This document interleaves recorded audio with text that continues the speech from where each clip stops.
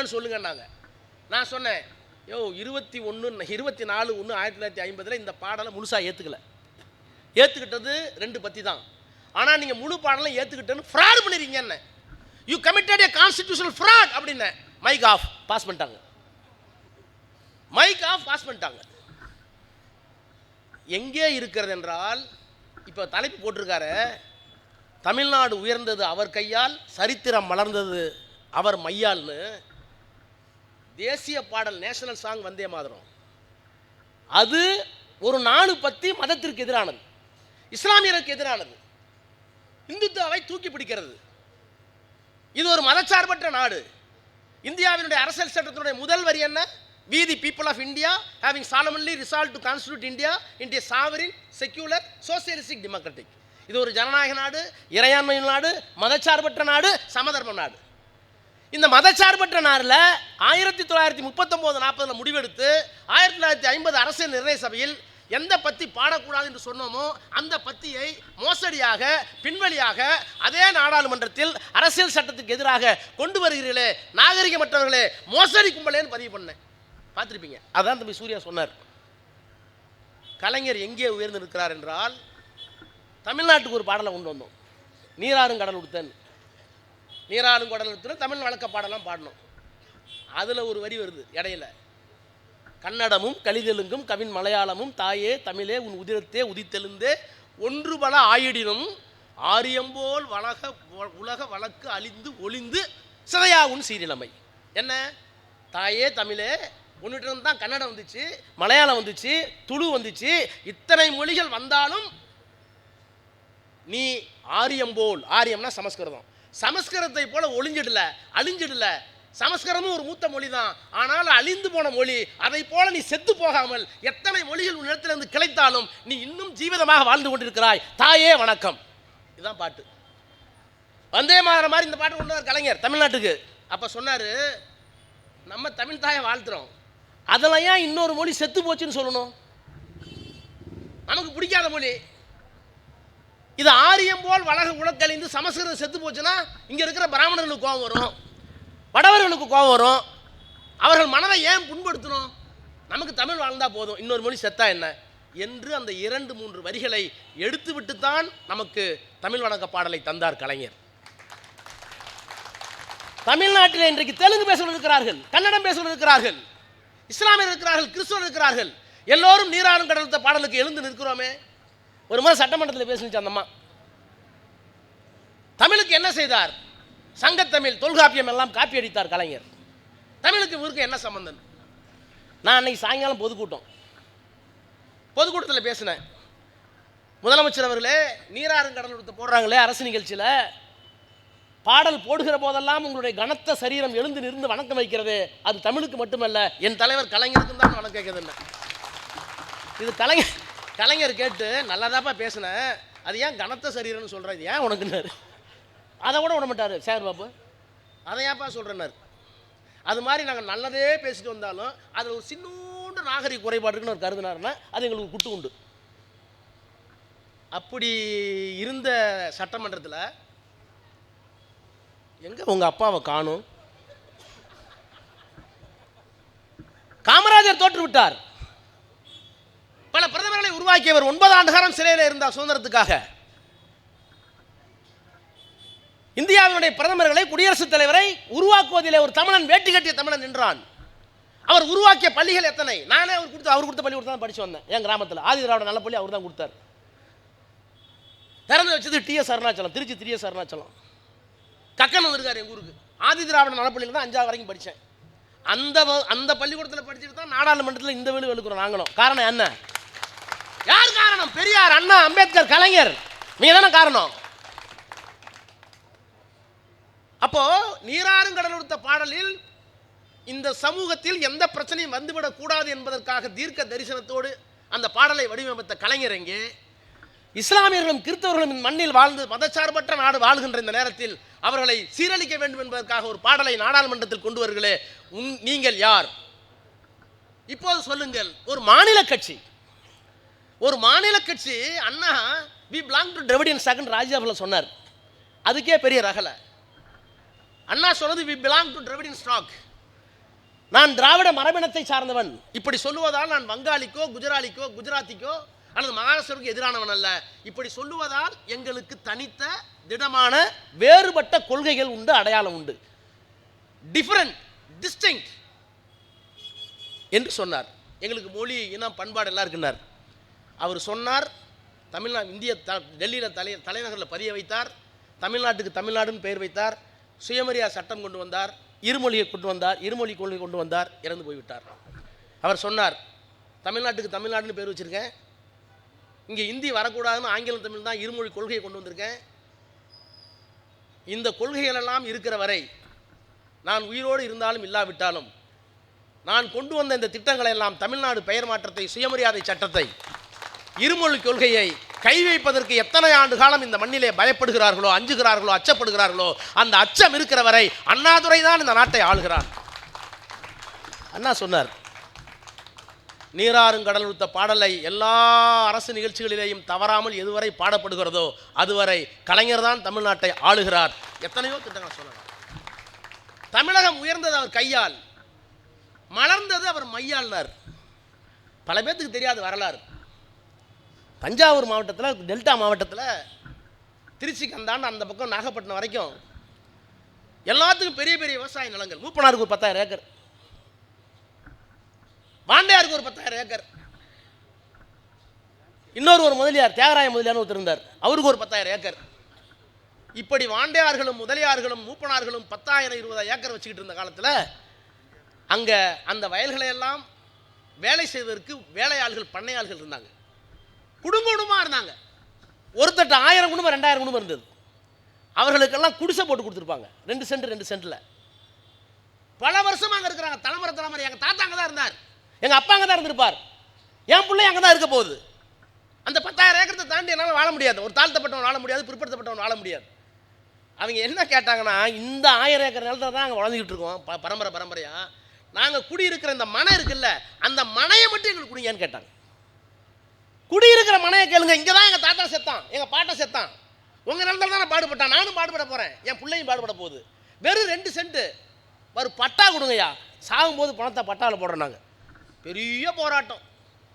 மணலி கந்தசாமின்னு ஒரு மிகப்பெரிய காங்கிரஸ் கட்சி, கம்யூனிஸ்ட் கட்சி தலைவர், அவருக்கு பெரிய வரலாறு இருக்குது. எவ்வளோ பெரிய தியாகின்னு சொன்னீங்கன்னா நீங்கள்லாம் நேரம் இல்லை, முடி செலுத்து போகும். ஐயாவுக்கு தெரியும் எவ்வளோ பெரிய வரலாறுன்னு. அவர் தலைமறைவாக இருக்கார், அரசாங்கத்துக்கு எதிராக போராடி தலைமறைவாக இருக்கார், ஓராண்டு காலம் தலைமறைவாக இருக்கார். அவருடைய துணைவியார் 6 மாத கர்ப்பிணி.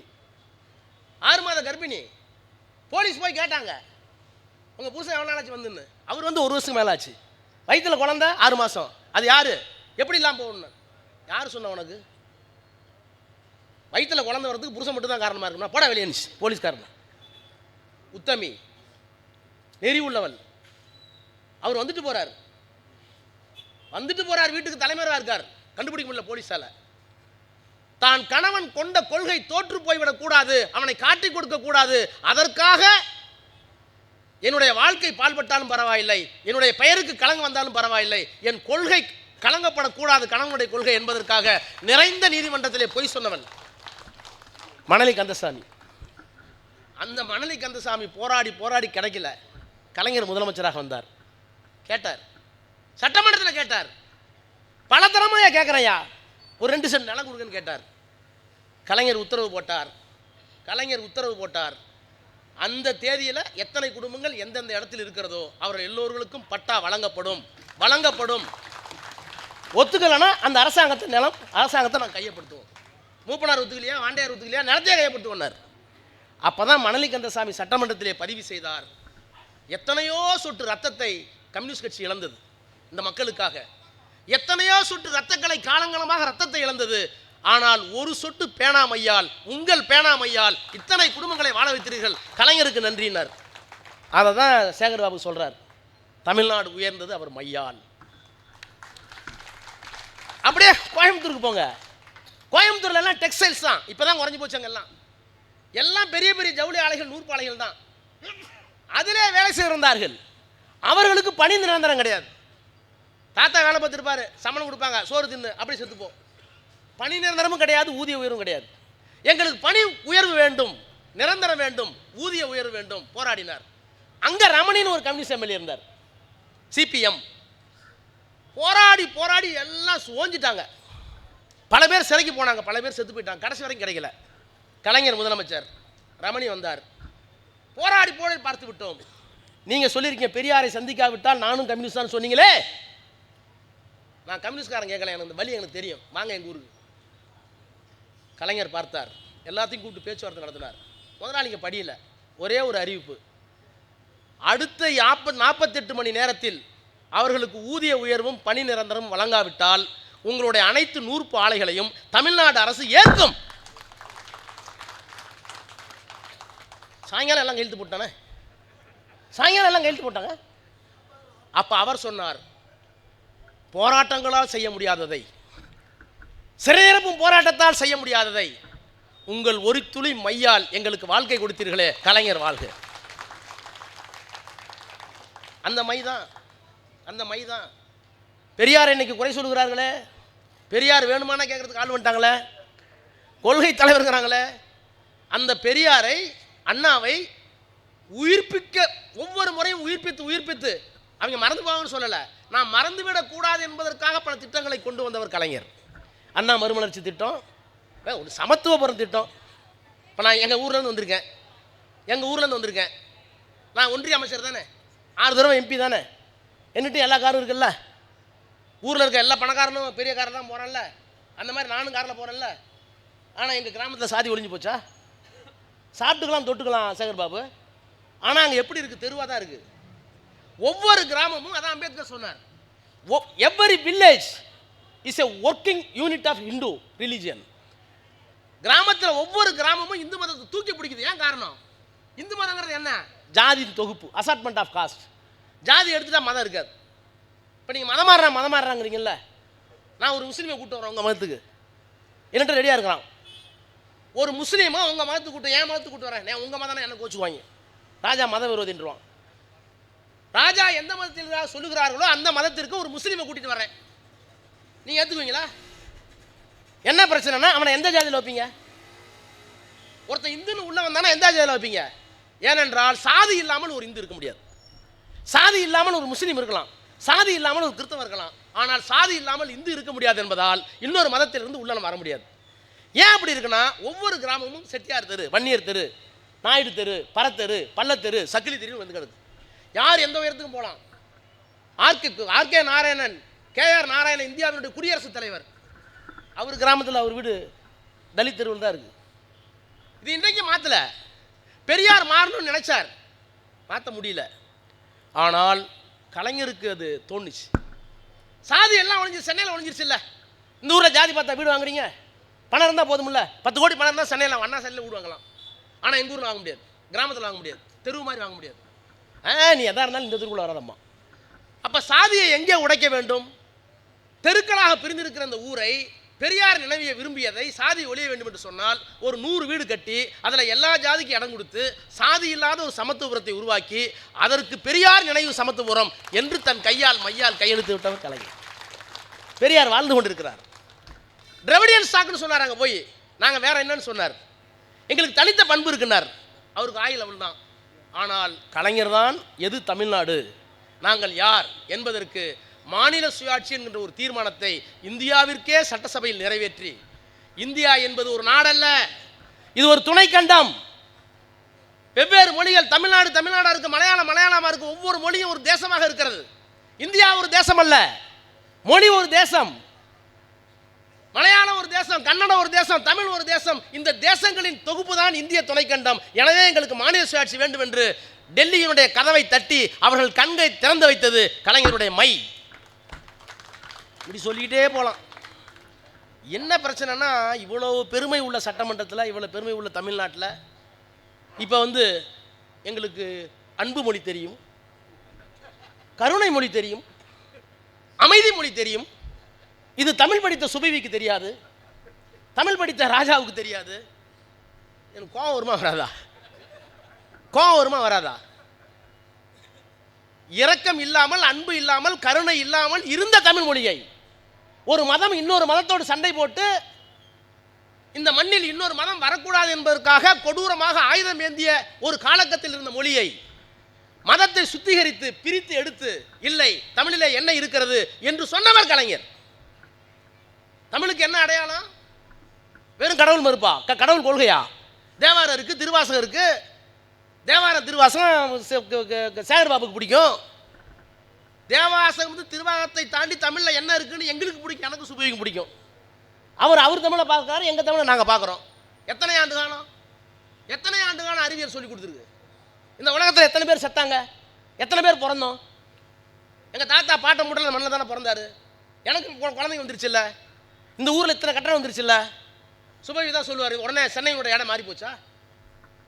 உலகத்தில் இத்தனை கட்டடங்கள் வந்து விட்டது, இத்தனை தொழிற்சாலைகள் வந்து விட்டது, எல்லா பிரம்மாண்டமான பௌதிக கட்டுமானங்களும் வந்து விட்டது. உலகத்தினுடைய இடம் கூடி போச்சா? கூடி இருக்கணும்ல. ஏன் கூடல? இது சும்மா ஒரு 300 வருஷத்துக்கு ஒருத்தன் கண்டுபிடிச்சான், Newton. The weight of the universe is constant. இந்த உலகத்தில் நீ என்ன வேணாலும் பண்ணுறான். 100 மாடி கட்டணம் கட்டுறான், அதுக்காக சிமெண்ட் ஒரு இடத்துல வந்திருக்கும், கல் ஒருத்தர் வந்திருக்கும், மணல் ஒருத்தர் வந்திருக்கும்.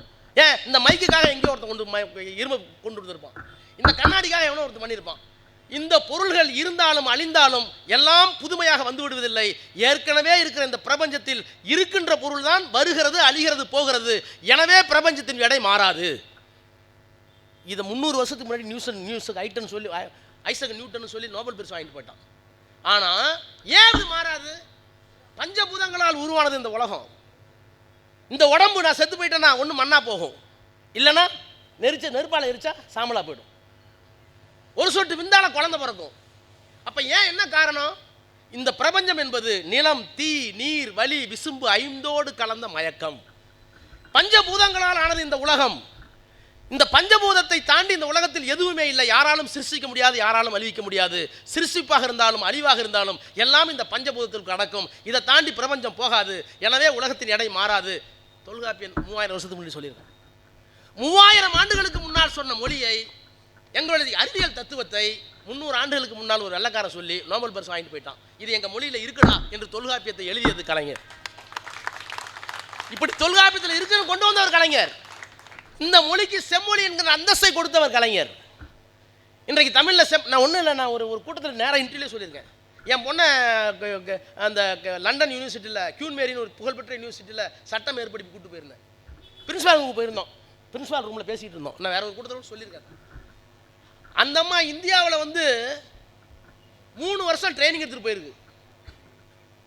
அந்த காலேஜ் பிரின்சிபால் எந்த party, which party belong to இந்தியான்னு கேட்டுச்சு. இந்தியாவில் எந்த பகுதியிலேருந்து வரீங்க? என்ன, I belong to Tamil Nadu, we came from தமிழ்நாடுன்னு.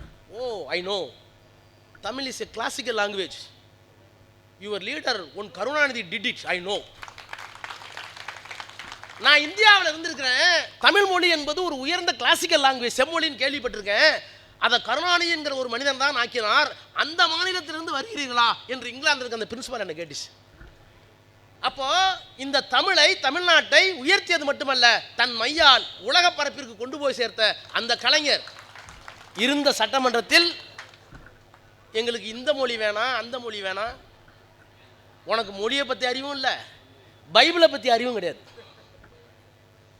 இந்த தமிழ் என்ன, நீ எத்தனை மதம் இருக்கட்டுமே, பௌத்தம் இந்த மண்ணில் வந்தது. பௌத்தம் வந்த போது பாலி வந்துச்சு, ஐயாவுக்கு தெரியும். சமணம் வந்தது, பிராகிருதம்னு ஒரு மொழி வந்துச்சு. இஸ்லாமியர்கள் வந்தார்கள், உருது வந்துச்சு. மராட்டியத்து வரைக்கும் சௌராஷ்டிரா வந்தாங்க மராட்டியர்கள், மராட்டியம் வந்துச்சு. ஆங்கிலேயர்கள் வந்தார்கள், இங்கிலீஷ் வந்துச்சு. பாண்டிச்சேரிக்கு போர்ச்சுகீஸில் வந்தார்கள். தெலுங்கர்கள் வந்தார், திருமண நாயக்கர் வந்தார், தெலுங்கர்கள் வந்தார்கள்.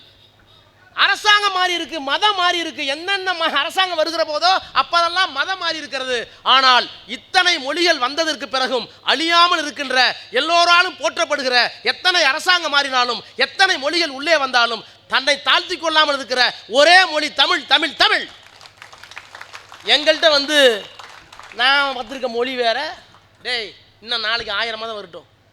ஏன் சமஸ்கிருதமே வந்துச்சு, அவள் வந்த ஒரு படம் சமஸ்கிருதம் வந்துச்சு, எங்கள்கிட்ட இருந்துச்சு.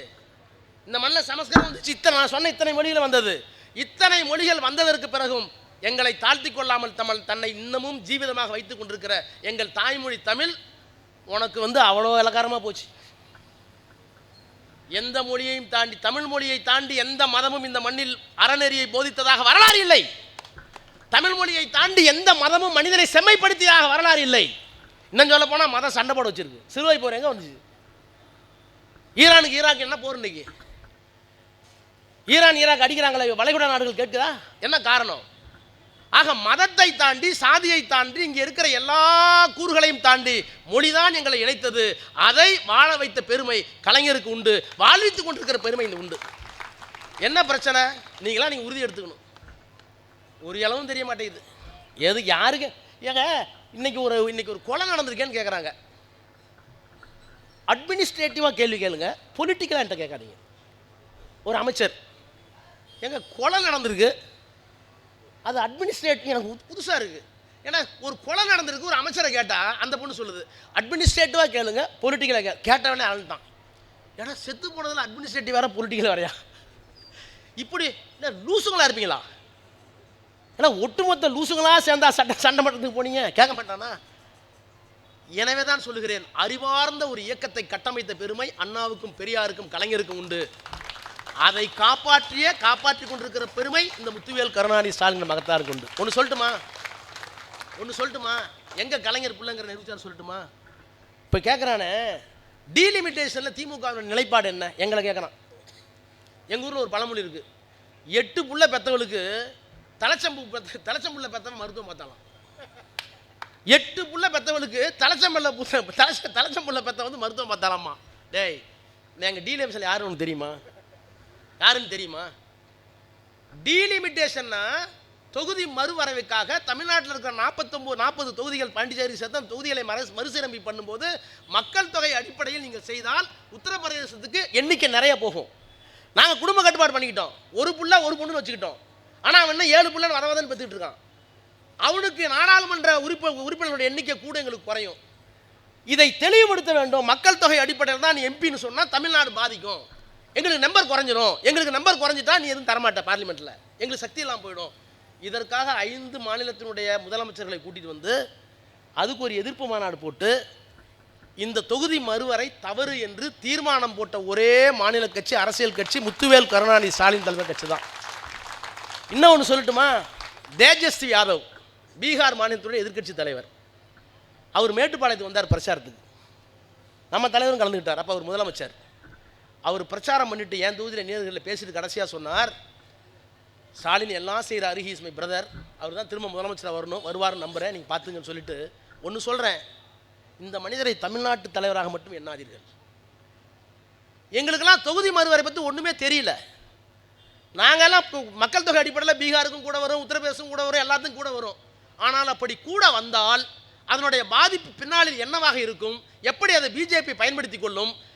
ஒரு 4-5-10 இடையில ஒரு 4-5 மாநிலத்தில் மட்டுமே பிஜேபி வெற்றி பெற்றால் ஒட்டுமொத்த இந்தியாவையும் தன்னுடைய காலையிலே போட்டு மொழியை, பண்பாட்டை, மாநில உரிமைகளை எப்படியெல்லாம் சிதைப்பார்கள் என்பதை எங்களுக்கு கற்றுக் கொடுத்து கண் திறந்த பெருமை இந்த தலைவருக்கு தான் உண்டு.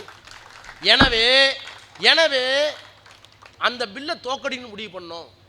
இந்த ஆட்சி வந்ததிலிருந்து அமித்ஷாவுக்கோ மோடிக்கோ நாடாளுமன்றத்தில் தோல்வி என்பதே கிடையாது. எல்லா பில்லையும் பாஸ் பண்ணிட்டே போவாங்க. ஆனால் இந்த பில் அரசியல் சட்ட பில்ங்கிறதுனால நேரடியாக ஓட்டு போடணும். அப்படி ஓட்டு போடுகிற போது இந்த டீலிமிட்டேஷன் தொகுதி மறுவரை சட்டத்தை தோற்கடிக்க வேண்டும் என்று எங்களுக்கு தெரியாது, எங்களுக்கு புரியல, எங்களுக்கு விளங்க வைத்து இந்த தலைவன் சொல்லிதான் அந்த சட்டத்தை அமித்ஷா உட்காந்துருக்காரு, பிரதமர் மோடி உட்காந்துருக்காரு, உள்ளே வரும்போது திமிரா வந்தாங்க, அந்த சட்டத்தை கொண்டு வந்தாங்க. நாங்கள்லாம் எதிர்த்து ஓட்டு போடணும்னு நினைக்கல, கதறினாங்க. நீங்களுமா ஸ்டாலின் பேச்சை கேட்குறீங்க, அகிலேஷ் யாதவ் ஸ்டாலின் பேச்சை கேட்குறீங்க, தேஜவி நீங்களா ஸ்டாலின் பேச்சை கேட்குறீங்க, ஏன் அப்படி கெட்டு போறீங்க? இதெல்லாம் பேசுகிறார் அமித்ஷா. தோற்கடிக்கப்பட்டதற்கு பிறகு முதலாக அவர் முகத்தில் கரியை பூசிய பெருமை இந்த கழகத்திற்குத்தான் உண்டு என்று சொல்லிவிட்டு சொன்னார், எல்லோரும் எழுந்து நின்று ஒரு நிமிடம் அந்த மனிதருக்கு வணக்கம் வையுங்கள் என்று சொல்லி எல்லாரும் எந்திரிச்சு நின்னோம். மேட்டுப்பாளையத்தில் எல்லாரும் எந்திரிச்சு நின்று வணங்கி அந்த மனிதன் இன்றைக்கு எங்கே இருக்கிறார் உங்கள் அப்பான்னு ஒரு தற்கூரி கேட்குறாருன்னா அதை தமிழ்நாடு பார்த்துக்கிட்டு இருக்குன்னா, வெட்கம் இருந்தால், சூடு இருந்தால், சொரணம் இருந்தால் வருகின்ற நாடாளுமன்ற தேர்தலில் அவர்களை வீட்டுக்கு அனுப்புங்கள்.